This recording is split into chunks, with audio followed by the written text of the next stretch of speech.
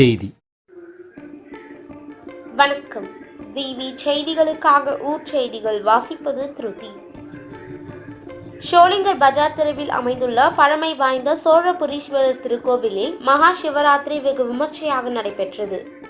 20க்கும் மேற்பட்ட கிராம பொதுமக்கள் நீண்ட வரிசையில் காத்திருந்து சாமி தரிசனம் செய்தனர்.